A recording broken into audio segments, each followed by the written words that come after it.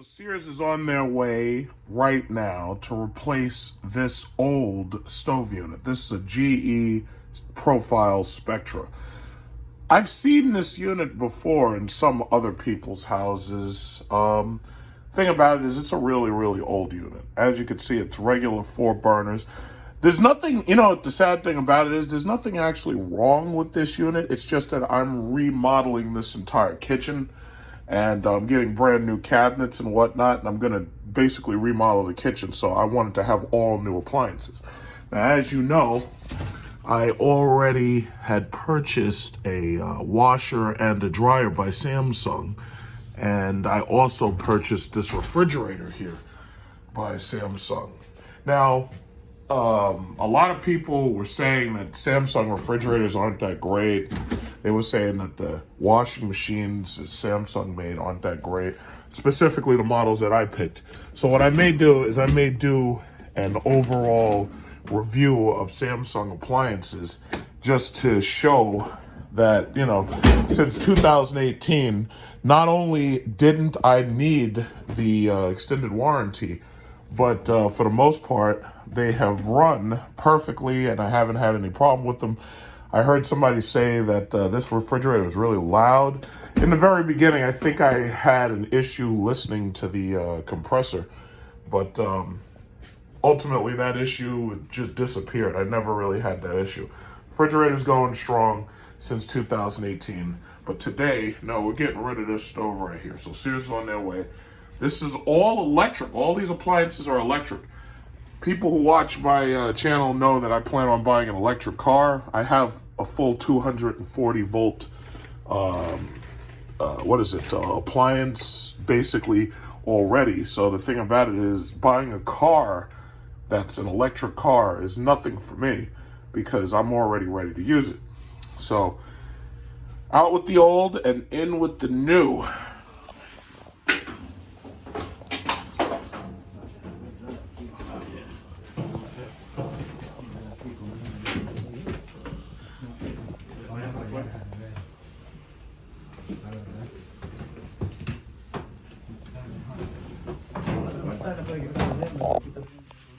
Oh, wow. I'll be careful. Made it. So this is the type of socket everything in my second house is connected to. The first house actually has gas. This house only has oil, so we have electric sockets. If I plug in an electric car, I have another socket just like this where you can plug in its special smart AC adapter.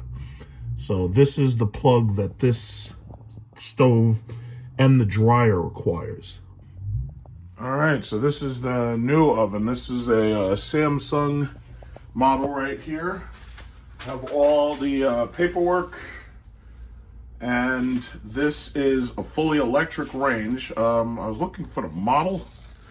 I forget what the name of the model is, but Home Depot sells a couple of different models under the exact same, how should I say, like the exact same main code. It's just that this one's electric rather than being, basically, yeah, this is a fully electric. So if you turn it on high, you turn it on high. It has a glass top, which means that you gotta clean it with like vinegar and a microfiber towel. And you can see that it, some people have had this model before. There's also a warming center right there. So I'm gonna turn this thing off because this thing probably burns a lot of electricity very quickly. And it warns you that there's a hot surface. You can use Wi-Fi on this thing to actually activate it from your phone. So you can preheat the oven from your phone if you want. It's called Smart Controls. I have to set that up. And then that's the oven inside. Pristine condition, beautiful. Very, very, very nice. So that's the Samsung oven. Finally got here. I'll play with it and maybe do a little review on it a little bit later. Then this is my Samsung microwave right there. So as you can see, every single appliance is Samsung, basically. I don't know what forced me to buy Samsung. I just did. So you got the Samsung refrigerator right there. And then there's, of course, the Samsung washer and dryer. So I have pretty much every single appliance. I made a video on the setup of the Samsung electric washer and the electric dryer when I first got them. You may have noticed, if you go to Costco or BJ's, you may have noticed that Costco pretty much lays these things out on the floor. They have a newer model, and you'll know that it's a newer model because it has a dial that has a different design than this dial. The same thing goes for over here. The dial that they have on the newer models is a little bit shorter and flatter.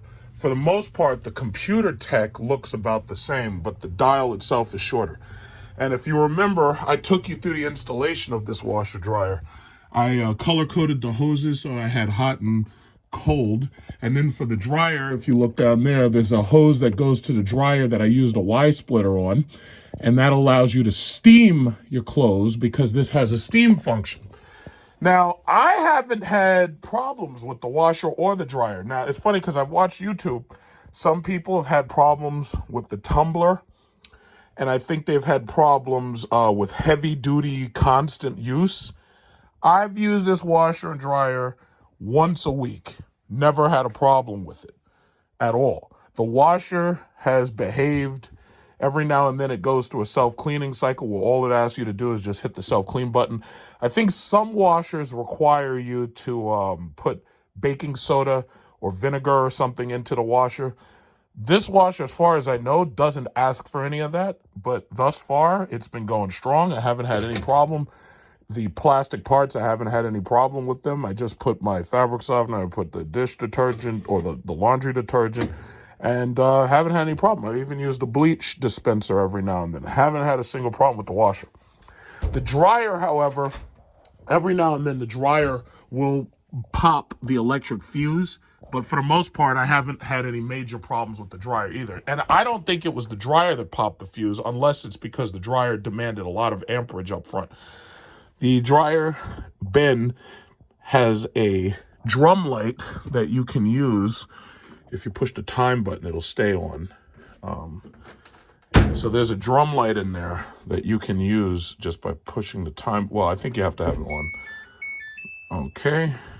And I made 2 videos about this. Yeah, so that's the drum light. You can look in there, you can see what's in there and everything. I picked this model specifically because both of these models had glass fronts, and I really liked that. And again, I have to say, I did not buy the extended warranty on either of these. And the reason why is because I had so much faith in Samsung. I'm going to turn the drum light off. I had so much faith. I think you have to have this thing on to turn the light on, whether it's on or not. Okay, let me push and hold. Okay, there we go. I had so much faith in Samsung that oh wait, maybe I did it wrong. Drum light's still on. Hold on. Okay, so I think you just wait. Okay, it's off. It's off. Oh, I think it's a timed thing. Okay, there it is. It's off. I had so much faith in Samsung that they would make appliances that would get you through the warranty period that I didn't bother buying the warranty. Now, a washer and a dryer, it takes a lot of abuse. If you've got kids, you're probably washing constantly. I have to say, from what I've seen, a lot of people, they expressed issues with the dryer not fully drying. Part of that is because in the dryer, there is a capacitive touch sensor right here. There's like some bars, and these capacitive touch sensor bars, if clothing touches them and it thinks that the clothes are dry enough, it will shut down the dryer in order to save electricity. The problem is the clothes may not fully be dry. The easiest way around that is to turn off the Eco Dry, and that will allow the dryer to continue through the entire cycle regardless how dry it thinks the clothes are. So again, I have to say, I haven't had any problem with the dryer or the washer. It's been going strong. No problem there. So now, as you can see, this house is equipped with all Samsung products. The other house has what are those things? GE, what is it called? Well, okay, GE profile, and then there's another house that has, I think it's called what the hell is that? The Whirlpool. or something like that. Whirlpool, it's like the high-end Whirlpool or whatever. But for this house, I decided to get all Samsung. My brain's not working well because it's really early. These people called me at 7 o'clock in the morning to come deliver the stuff. So it's in. But I actually installed these myself. I have it on video where I made the video showing you how to do the installation. It's really, really simple, actually. A caveman could do it. It's very easy. But I like my Samsung appliances. And now I've got the stove, and now all my appliances match, so I really like it. All right, so we'll just take a really, really quick look at the oven. Okay, so right away, I have to read the instructions just to figure out how to set the clock. I think you push and hold this for 3 seconds. I could be wrong. And it goes to a 1. Oh, the time is 9:41. But it doesn't seem to be doing anything now. Most ovens just have one button that says time. In fact, it's too bad they don't have one button right here. But if I read the instructions, I'll figure out how to do it. It's no big deal. Okay, so there's a warming center. You just push on. I think you can push level. Everything has to sing. South Korean products, everything has chimes and sings and everything. It's not as simple as just putting a regular beep. But that's the warming center that I've turned on. It tells you that the warming center is on if you look at the system. I'll do a more thorough video about this oven once I figure out how to get the, what is it called? The smart controls working. But yeah, so we have the warming center, and that doesn't get too hot, so we'll just turn that off right now. But as I already kind of demonstrated, if you turn up the heating for the rapid boils, there was some guy who made a video and he said that he felt it was dangerous that these knobs can be turned a little too easily from 9 to 8 and whatnot. My electric oven that I had before had the same type of dial, so I'm not really going to hold that against the machine. He's saying that the clicking is a little bit too soft. Yeah, that gets hot. That gets real hot real quick. So he felt it was dangerous because of the fact that the knobs can be turned too easily. I really can't hold that against the oven because, again, my last one had that. Now, granted, it would be a nicer safety feature if they made it harder to turn the knobs, but whatever. You know, I don't know why they didn't, but whatever. As far as bake, broil, there's 2 heat elements. There's one on the top for broil. There's one on the bottom for bake. These things seem to get really, really hot really, really quickly. So let's see. This is 350 degrees. Push start. Go in there. There seems to be definitely 2 elements, but unlike the last oven I had, these elements are hidden because the bake element is usually right in the bottom. I don't see it. But then when you look at the top, you see that there's a thermometer probe. And then in the top, they have the element for bake. So you can see the bake element, but you can see the broil element right there. But I do not see the bake element. So it's possible that the designers designed it just that way. You know what? In fact, I understand why they did that. In the last oven I had, the element was right here. And it was almost impossible for you to get under there if you had to clean off the bottom. In this oven, you absolutely can get under and you can clean off the bottom. So actually, that's pretty smart. That's pretty smart. And I really like the finish. It's a nice blue finish instead of being black. I'm pretty sure vinegar and soap will keep this very nice and clean. Let's turn that off. So yeah, that's the Samsung oven. I'll probably do a full review once I get the app working. But so far, so good. Looks great. It's going to look even better when I get rid of these old-ass cabinets. I basically resigned myself every single year. I'm going to buy a new house gift for this house up until I move into a third house, and I'll rent this place out. So whoever my tenants are for this house, they'll have brand new appliances. So basically, the oven was less than $800.